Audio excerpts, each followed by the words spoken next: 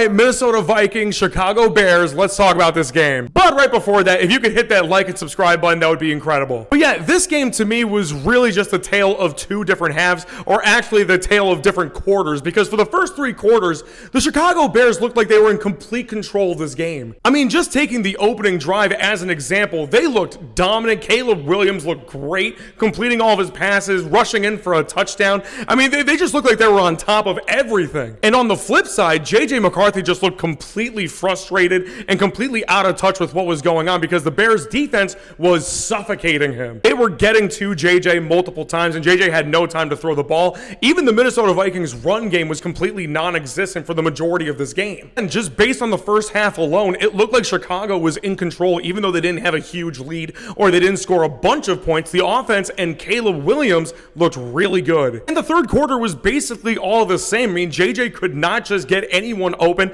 He couldn't even pass the ball. He even got a pick six on him. But in the fourth quarter, everything changed for the Minnesota Vikings' favor. I mean, everything was clicking for them. The run game, the passing. Justin Jefferson, of course, was going crazy. He got a touchdown, as you would expect for someone his caliber. But J.J. McCarthy just looked so much more comfortable. He was looking like he was finally in that zone. He had some time in the pocket. He was making some nice throws, too. And on the flip side, the Chicago Bears just had nothing going on. For whatever reason, in the fourth quarter, there was just non-existent offense or defense. And I don't want to sound like I'm dogging on the defense too much because they were playing their butts off for the majority of this game. It's just that for whatever reason, the fourth quarter came up and everything just went to crap. And unfortunately, it put the Bears in a situation where, yeah, they were getting close to coming back, but it really was just not enough time left to make it happen. At the end of the day, the Minnesota Vikings, all they needed was just one quarter to turn things around, and it just so happened to be the fourth quarter. Now, is this a little bit of a discouraging loss for my Chicago Bears? Yeah, because again,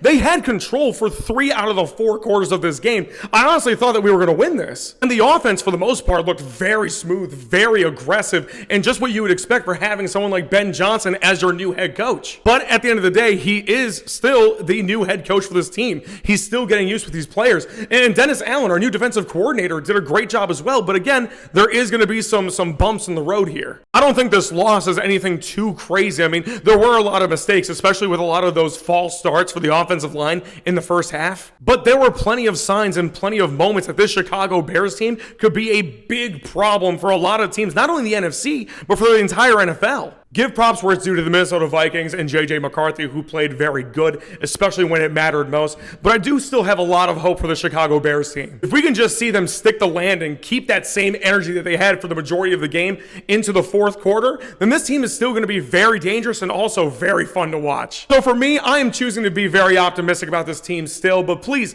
let me know in the comments what you think about the Chicago Bears, about the Minnesota Vikings, or about this game in general. And until next time, peace.